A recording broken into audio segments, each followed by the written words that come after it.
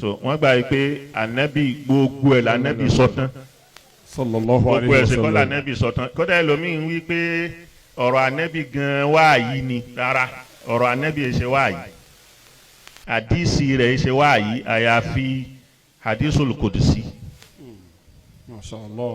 tọrọ rẹ̀ bá ń jẹ́ wáàyí ni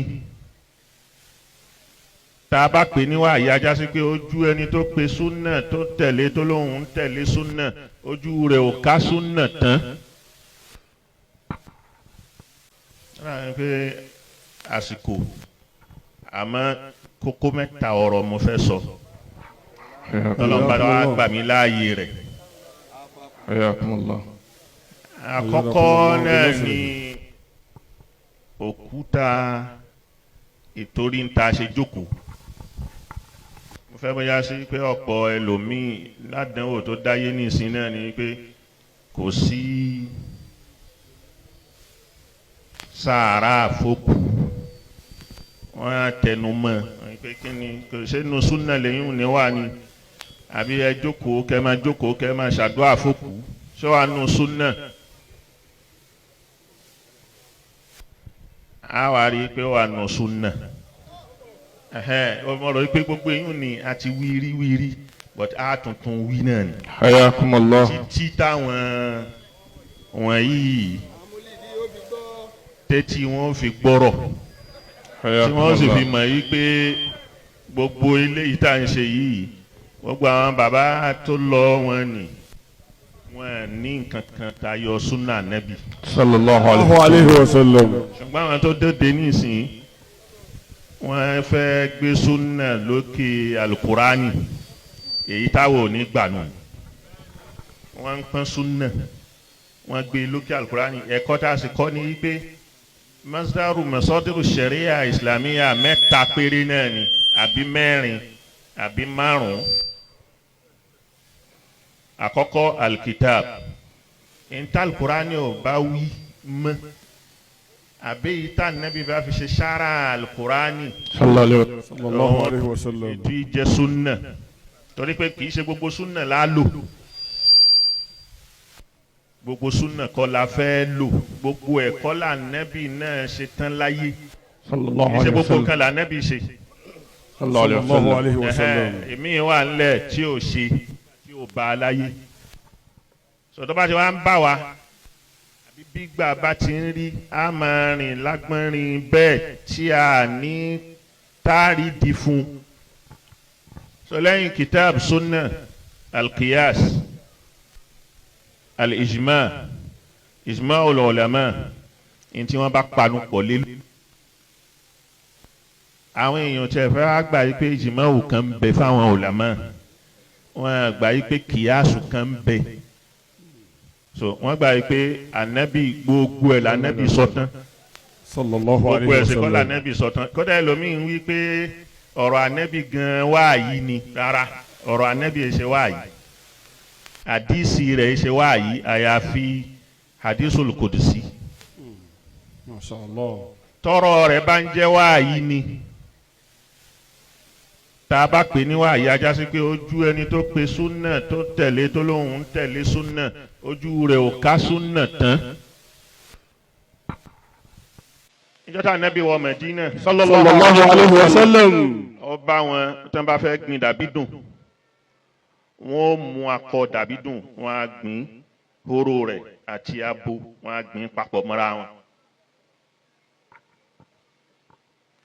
bàtà ànábì wa dé tó wá bá wọn bẹ́ẹ̀ wá ní èwo lẹ́ ń ṣe yìí wọ́n náà ń gbìn lókè ẹ má gbìn bẹ́ẹ̀ mọ́.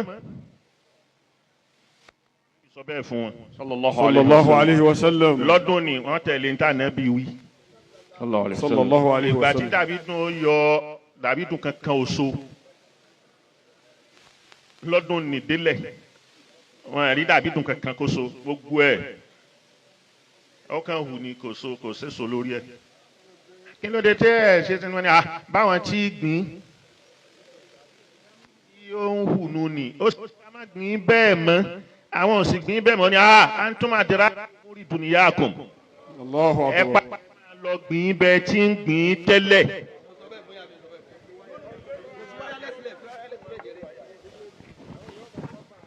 ẹ máa gbìn bẹ́ẹ̀ tí ń gbìn antum adirabi umuri duniyakum ẹ̀yin lẹ́mọ̀ ètò bẹ́ẹ̀ ṣe ń ṣègbésí ayé yín sallallahu alayhi wa sallam. ìdí nìyẹn ìyẹn fi hàn án pé wáàyí kọ́ ni ọ̀rọ̀ tá ànẹ́bí sọ ni ànẹ́bí ṣe ṣèhádù tara tiẹ̀ níjọ́ náà kò sì ṣe kì í sì ṣe pé Ọlọ́run ló sọ fún yín pé báyìí ni kí wọ́n ṣe máa ṣe ó padà sí bí wọ́n ti ṣe tẹ́lẹ̀ ẹni ẹgbẹ́ àwọn fẹ́ jagun Bádàrí wọ́n lọ dúró síbì kan àwọn Umaru gbogbo wọn ni ṣé Ọlọ́run ló ní o dúró síbí yìí ni àbí lọ́dọ̀ ara rẹ ló ti rò wípé ibí yìí ni kò dúró sí torí tó bá dúró síbí yìí ọjà ó jẹ àwọn. sallallahu alayhi wa sallam. àmọ́ jẹ́ káwọn sọ̀kalẹ̀ lọ àbárù Badr táwọn bá ti dí odò tí wọ́n fẹ́ tí wọ́n tọpa omi wá so ibi táwọn bá wà ní gẹ̀rẹ́gẹ̀rẹ́ tójò bá rọ̀ àbí kíní omi ó sọ̀kalẹ̀ wá báwọn àwọn ò rí omi mu táwọn bá sì ti dí odò tàwọn tán tí wọ́n lè lọ mú mi tí wọ́n lè lọ pọn mi wọn ní ànábì kúrò ní sallallahu alayhi wa sallam ojú ibi tó dúró sí torí pọ́lọ́ nǹkan ní wá àyíkọ́ lẹ́yìn òní. sallallahu alayhi wa sallam. ẹlẹ́ẹ̀kẹta wọ́n ní ẹ̀ńgbà tí wọ́n fẹ́ jagun Khandak Salman al-Farisi ló máa ń pa ogun òun ti jogun ó ti jagun rí dáadáa ó sì mọ báwọn ará Persia àwọn ará Farisi ṣe ń ṣe òun ló ní ọgbọ́n ẹdí agbẹ́kòtò yípo Ànábì kọ́ ló ní ọgbọ́n wáàyí kọ́ ló dé wá bá ipe ẹgbẹ́ kòtò kò tiẹ̀ máa ń parú ẹ̀ kò jáde àwọn tí wọ́n máa ń pa ẹ̀ àwọn ni wọ́n kọ́ lòun náà fi ní alharbu khuda sallallahu alayhi wa sallam. ó di mẹ́ta. ìkẹrin hukmul hijab ipe ẹ ṣe dọ́rbul hijab fún yàwó ànábì tí jẹ́ khususiyatu rasul sallallahu alayhi fún wa sallam. ẹnikẹ́ni islam sọ pé gbogbo kálukú gbogbo mùsùlùmí ẹ déyàwó yín mọ́lé ẹ há mọ́lé rárá ìyàwó ànábì nìkan lọ́lọ́run bá pé waqarna fi buyutikunna wala tabarrajna tabarrujal jahiliyatil ula sura aya hijab hukmul hijab sayyidina umaru ló wọlé òun ló sọ fún ànábì pé ìyàwó rẹ gbogbo wọn ẹnikẹ́ni ń wọlé wọn ń rí wọn wọn ń ṣe wọn mọ̀ kò bá dáa kó pé yadkhulu alayka albar ẹgbà tí wọ́n wọlé tó ànábì wọn ni yadkhulu alayka albar wal fajir bí o ti fi kalẹ̀ táwọn ìyàwó rẹ wà tí kálukú ń wọlé yìí tó ń jáde tí wọ́n ṣe kò kí èèyàn ó wọlé rẹ wá èèyàn rẹ ó wọnú ilé rẹ wá kò bá dáa kó fi gàgá kan síbi kó bo àwọn ìyàwó rẹ kí gbogbo ẹnikẹ́ni tó ń wọlé wá kó má wọnú ilé wá kó má máa rí wọn Sayyidina Umaru ló mú wá káyà tó sọ̀kalẹ̀ pé fa idha sa'altumuhunna fas'aluhunna min wara'i hijab. Hayyakumullah. Nígbà tí Sayyidina Umaru bá mú ọ̀rọ̀ wá ṣé wàá yí ní èyí ni ti Umaru ni àbí ti Hayyakumullah. èyí ni ó jẹ́ mudadubani tó fi hàn yí pé ànábì hadisi ànábì tí jẹ́ asaru tí jẹ́ sunna rẹ̀ sunnatul adabi wa tó dáa pé ládàbí lèyìn ní fẹ́ kọ́ wa kì í ṣe dandan òun ò sínú ẹ̀sìn so ní ta bá pè ní sunna ma yutaqarrab bihi ila Allah ní ta fẹ́ fi súnmọ́ lọ́hùn ni so ní tí ò bá sínú ní ta fi súnmọ́ lọ́hùn kò sínú dandan gbọ̀n wípé kí gbogbo èèyàn lò wa ma atakumur rasulu fakhuzuhu wa ma ataytukum fakhuzu minhu mastata'tum. Ànábì ló sọ èyí tí ń bá mú wá fún yín bẹ́ẹ̀ bá ti lágbára mọ́ ń díẹ̀ ní kẹ́ mú wá mọ́. So èwo ni dandan Ànábì wá sí sallallahu alayhi wa sallam. ó sì ṣe bí a ti ó sọ̀rọ̀ ń pa òkú fún wa torí ẹni tó bá kú gbọ́ràm tẹ́mi jáde lára rẹ̀ bí ẹni tó bọ́ sí ààyè kan tí tẹ́rù ó máa bá ní ó já síbi kan gbí ibi tó já sí ni kò mọ ibi tó ń já sí bí ó ti wá ńjọ́ téèyàn kọ́kọ́ já sáyé tí ò mọ ibi tó ń já sí tó bú ẹkún bó ti wà lọ́mọ kékeré ni tó bú ẹkún tó bá já sí ẹ̀mí rẹ̀ tó ti bá ayé rẹ̀ tó bá jáde tó bọ́ síbòmí gbà ìdààmú ni ó bá yóò máa ṣòfò òrò kiri ni. Allahu akbar. Ìsáré kiri ni òun ni lànàbí sọ pé súrátù Yásìn ó wúlò fòkù yóò fi lára balẹ̀ tòbókù bẹ́ẹ̀ mi bá ti jáde lára òkú gbram ẹ dúró sí gbèrí ẹ ka súrátù Yásìn ara rẹ̀ ẹ̀mí ni ìdààmú tó fẹ́ bọ́ sí ni yóò máa èyí ni ó máa fi lára balẹ̀.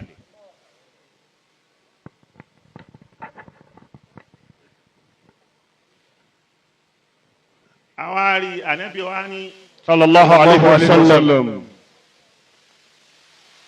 Al-mauta kal-gharqa. Al-mauta kal-gharqa. Ó dà gẹ́gẹ́ bí ẹni tó já sínú odò tó tí dààmú bá tí ó mọ̀ wẹ̀. Yantaziru da'watan talhaquhu. Ó retí ẹni tí ó mú jáde kúrò nú ibi tó kó sí ni. Àdúà ló wá ń retí. Min waladihi. Látọ̀dọ̀ ọmọ ẹ̀. Wa sahibatihi. Látọ̀dọ̀ wọn àtìyàwó. Wa walidayhi. Àtàwọn òbí rẹ̀. Fa iza lahiqatihu. Tó bá bá. Kanat ahabba ilayhi minad dunya wa ma fiha. Ó pé ju gbogbo nǹkan tí ń bẹ láyé àtàlùkìyámà lọ. Sallallahu alayhi wa sallam. Àdúà ni ó máa yọ kúrò ni ó máa là á kúrò nínú ìtẹ̀rì tó bọ́ sí ni. Sallallahu alayhi wa sallam. Torí bákan náà nìkan ni gbogbo wa àwọn kan bẹ tatawaffahumul malaikatu zalimi anfusihim fima kuntum qalu kunna mustada'afina fil ard alam takun ardullahi wasi'ah fatuhajiru fiha. Àwọn kan lè yún àwọn tálùkùrá táwọn màláíkà tásìkò kú bá dé àwọn màláíkà tí ó wà tí a sì pé ẹlòmíì wọn máa gba níwájú gba ní pàkọ́ gba ní kíni ni. Bismillahir rahmanir rahim. wasiqa alladhina kafaru ila jahannama zumara. Wọ́n máa gba ńgbàkọ́ gba níwájú gba lẹ́yìn ni tí wọ́n ń sákọ̀ èèyàn. Hatta idha ja'uha futihat abwabuha. Ìyẹn òun nìkọ́ táwọn mùmínì lè yùn. Futihat abwabuha. Hatta idha ja'uha. Tútọ́ àwọn èèyàn ní déwájú. وقال لهم خزنتها ألم يأتكم منكم رسل يتلون عليكم آيات ربكم قالوا بلى وسيق الذين كفروا إلى جهنم زمرا حتى إذا جاءوها فتحت أبوابها وقال لهم خزنتها ألم يأتكم رسل منكم يتلون عليكم آيات ربكم وينذرونكم لقاء يومكم هذا قالوا بلى ولكن حقت كلمة العذاب على الكافرين. àwọn kèfèrí wọn gbà wọn. mùmíní alladhina tatawaffahumul malaikatu tayyibina anfusihim wọ́n gbẹ̀mí wọn pẹ̀lú pẹ̀lẹ́pẹ̀lẹ́ ni. ẹni tó á jẹ́ mùnáfìkì tí ẹ ó tún le, ẹni tó sì jẹ́ fásìkì tí ẹ kò ní dẹ̀ tó ti ẹni tó jẹ́ mùmíní. kálukú tẹ̀mí rẹ̀ fẹ́ jáde, ẹ̀mí ò sì ní jáde ní rọrùn, kò ní jáde ní rọrùn. tó bá jáde ẹni tó jẹ́ mùmíní tá nẹ́bí júwe ìwọ́n tó ní pé kò ní di ká jókòó sórí sàárè ní ká máa wá sọ̀rọ̀, kò gbọ́ nǹkan kan, òkú ò gbọ́ nǹkan kan, ẹ ṣàgbé síbẹ̀, kò lọ́rọ̀ tẹ́ fẹ́ máa sọ, ẹ tún ka àyà nínú àkàlà kínní kún àyà olè máa kà bí sàárè, àní ẹ gbé sínú sàárè kó sì máa lọ à ń lé sàlẹ̀ insani illa man sa'a. àwa ni anabi débi sàárè sallallahu alayhi wa sallam. wọ́n gbé òkú débi sàárè, wọ́n ti wá gbẹ́ sàárè, ó wá kú láàdì, anabi wá jókòó, gbogbo àwọn sàbí wa rọ kiri ká àwọn náà lóṣù, anabi wa mú ọ̀pọ̀ ọwọ́ ẹ̀ wá fi ń lu lẹ̀ báyìí pa. sallallahu alayhi wa sallam. gbogbo kálukú náà wá dorí kodò ka anna ala ru'usihimut tayr, wọn lè mira ẹni kankan ò lè mira, wọn mọ ntá anabi fẹ́ sọ, wọn mọ ntó fẹ́ wí.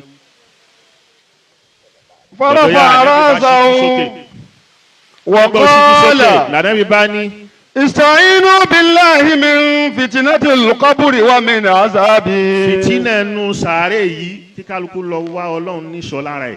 Allah. wa min adhabihi àti yáàbẹ̀. استعيذوا بالله من فتنة القبر ومن عذابه àti yáàbẹ̀. قاله مرتين أو ثلاثا. Ànábì wí bẹ́ẹ̀ lẹ́ẹ̀mẹ́ta.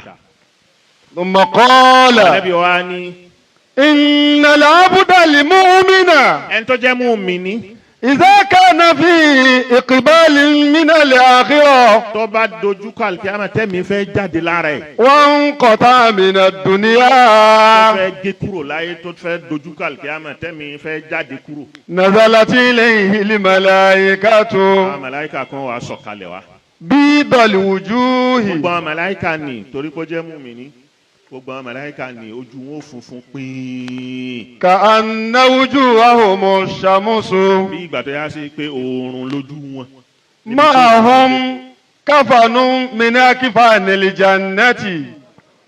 aṣọ tá a fi wé òkú káfáàní ni àwọn máa gbé bọ̀ láti àlìjẹ́nà ni wọ́n ó ti mú káfáàní ní dání wá. وحنوت من حنوت الجنة.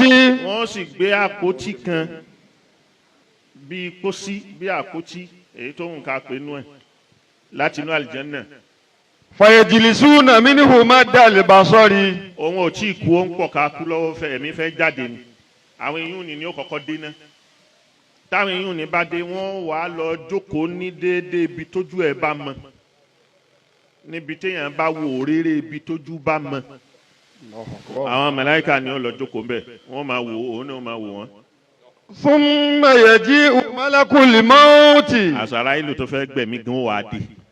فيجلس عند رأسه. òun ni ó jókòó sórí rẹ̀ níbi ìgbèrí ẹ̀. ويقول yóò máa wá sọ wípé يا أيتها النفس المطمئنة الزاكية. ẹ̀mí al-mutma'inna, ẹ̀mí tó yá sí pé ìfarabalẹ̀ sọ́dọ̀ Ọlọ́run ni. ìyẹn ni pé nafsul mutma'inna, ẹ̀mí tí ọkàn rẹ̀ balẹ̀ sọ́dọ̀ Ọlọ́run. الزاكية. tẹ̀mí tó mọ́. اخرجي إلى مغفرة الله ورضوانه. tẹ̀mí ni máa jáde ila magfiratillahi wa ridwanihi, máa lọ síbi àforíjì Ọlọ́run àti yọ́nú ẹ̀. قال ẹ̀mí ni ó wà á máa jáde, ẹ̀mí ni ó wà á jáde bí ìgbà tó mi kan lẹ́nu ẹ̀rọ tó. الله أكبر. tí ò ní kò ní ẹ̀rọ ní lára, nígbà tó fẹ́ jáde ibi tó sì jáde sí kò ní lára. Allahu Akbar. kan ni tó kì í ṣe kó wá nípa tipátipá. ní tipátipá. فيأخذونها ولا يدعونها في يده طرفة عين. tẹ́mi ní bá wá jáde àwọn màláíkà tí wọ́n wà ní àwọn wá gba ẹ̀mí náà wọ́n wá gbà sínú káfà. ويجعلونها في ذلك الكفن wọ́n gbà sínú káfà. والحنوت. àwọn ni wọ́n wá wí wọ́n ti ṣe káfà ní fún wọ́n á sì gbé sínú hanutu ni. فيخرج منها أطيب نفحات مسك وجدت على وجه الأرض. òórùn tí ó máa wá jáde látàrẹ yóò ju òórùn bálmísìkì ti rí bó ti lóòórùn tó tí a sì pé òórùn ni kò ní sírú rẹ̀ láyé. الله أكبر. فيصعدون بها. wọ́n wá bẹ̀rẹ̀ sí gbé e lọ. فلا يمرون بها على ملأ من الملائكة. tí wọ́n bá ti ń gbé e lọ sánmà ni tí wọ́n bá kọjá gbogbo báàbù kọ̀ọ̀kan tí wọ́n bá ń kọjá. إلا قالوا. wọ́n máa ṣílẹ̀kùn àmọ́ tó bá ti yọ báyìí ni wọ́n sọ pé ما هذه الروح الطيبة. ẹ̀mí tó mọ́ tó yìí. الله أكبر. فيقولون فلان ابن فلان بأحسن أسمائه. lágbájá ọmọ ẹ lágbájá ni.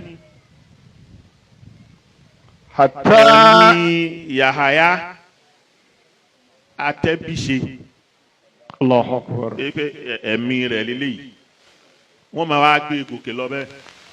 حتى ينتهوا بها إلى سماء الدنيا. sánmà kọ̀ọ̀kan ni tí wọ́n bá ti dọ́dọ̀ àwọn màláíkà ni táwọn tọ̀hún bá ṣílẹ̀kùn fún tí wọ́n béèrè bẹ́ẹ̀ wọ́n ṣílẹ̀kùn tí wọ́n bá ti ṣílẹ̀kùn àwọn wá tún tẹ̀lé wọ́n á tún sìn títí dé sánmà míì. فيسيره. tí wọ́n bá sìn dé sánmà míì. من في كل سماء مقربوها إلى السماء التي تليها. tí wọ́n bá ti ń bọ̀ wá tí wọ́n bá ti ń gbọ́ òórùn ni wọ́n mọ̀ pé ta ló ní ẹ̀mí tó lóòórùn tó tó yìí. الله أكبر. wọ́n tún máa fún wọn léṣe pé lágbájá ọmọ lágbájá ni àwọn tọ̀hún tán bá ti sìn wọ́n dé. حتى ينتهوا بها إلى السماء السابعة. títí tí wọ́n fi dé sánmà keje. فيقول الله تعالى. wọ́n á débẹ̀ ọlọ́run máa wá wí pé. اكتبوا كتابه في عليين. fáìlì rẹ̀ gbé wá. fáìlì ni ẹ gbé lọ sí illiyin. inna kitabal abrari lafi illiyin. wọ́n gbé lọ bẹ̀. وأعيدوه إلى الأرض. ọlọ́run wa ni ẹ wá ṣẹ̀ṣẹ̀ tún dá padà sílẹ̀ nísìn. منها خلقناكم وفيها نعيدكم ومنها نخرجكم تارة أخرى. àwọn dá padà ní àwa ń ṣe tẹ̀jìhízù rẹ̀ wọ́n ṣẹ̀ṣẹ̀ máa ṣe tẹ̀jìhízù rẹ̀ ẹ wẹ̀ ẹ ṣe ẹ mà ó yẹ ṣẹ̀ṣẹ̀ wá wí ń káfà ní àwọn ṣẹ̀ṣẹ̀ máa wí ti bí léyìí tọ́lọ́run ti. Allahu Akbar. Allahu Akbar. òun ló jẹ́ kí Imam Ghazali wí pé ana usifurun wa hadha qafasi tiritu minhu wa baqa murtahana. أنا عصفور. الذي خلصني وبنى لي في المعالي سكنا وأنا اليوم أناجيه ملأ وأرى الله جهارا عاكف في اللوح أكرا كلما كان تنهى ودنا وطعامي وشرابي واحد وهو رمز فافهموني ليس خمرا سائغا أو عسلا أو ماء ولكن لبنا. كتوني الذي خلصني وبنى لي في المعالي سكنا رأوني ميتا وبكوني ورثوني حسنا أتظنون بأني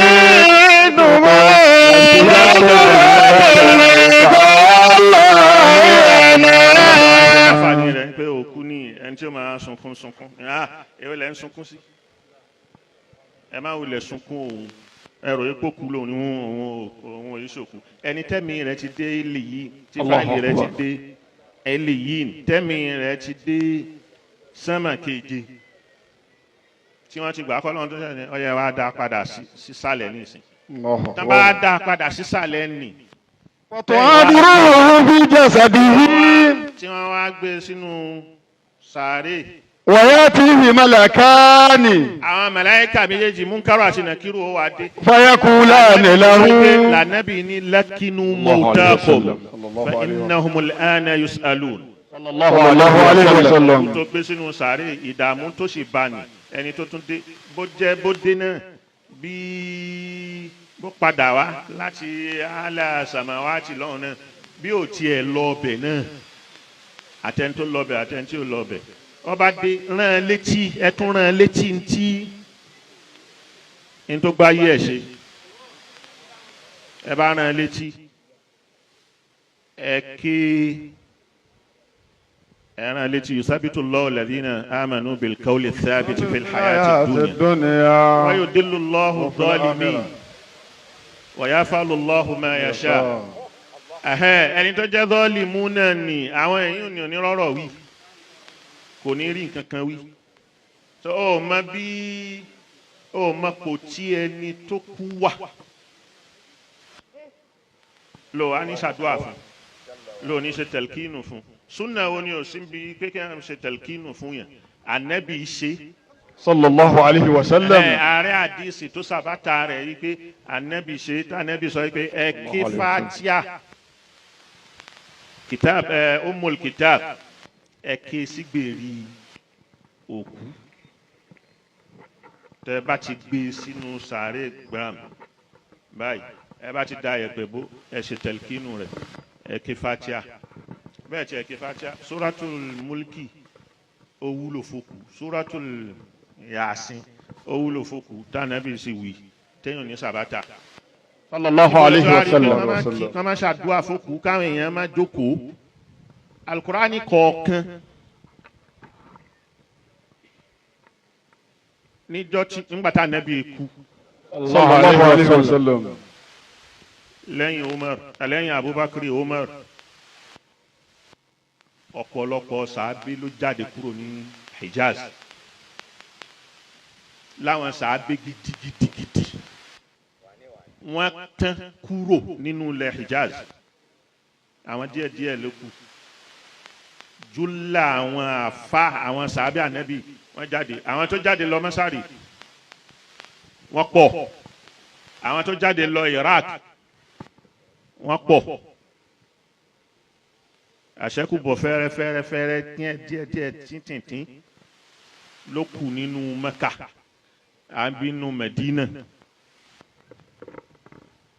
so gbogbo àwọn tó jáde lọ Masari níbẹ̀ ló fi já sí pé ibẹ̀ ó pòdúsì in tó pọ̀jù nú àwọn wòlíì. Allahu akbar. tó yá sí pé àrọ́mọdọ́mọ àwọn sàábé ni. Iraki pòdúsì àwọn aoliya torí pé látara àwọn sàábé wọ̀nyí òun ni nílẹ̀ méjèèjì fi wà ẹ rí àjòjì ló kún Sudan nísìn. Allahu akbar. àjòjì àwọn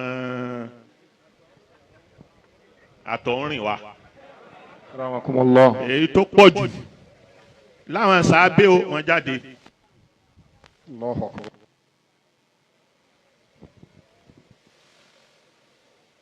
ní Masari àwọn sàábé ni òun ní ìmọ̀ àwọn wọn ni wọ́n bí ìmọ̀ síbẹ̀ àwọn wọn ni tí wọ́n jáde lọ Iraq ni wọ́n bí ìmọ̀ sí Iraq ní ìmọ̀ ẹ̀sìn ní ìmọ̀ gidi Allahu akbar.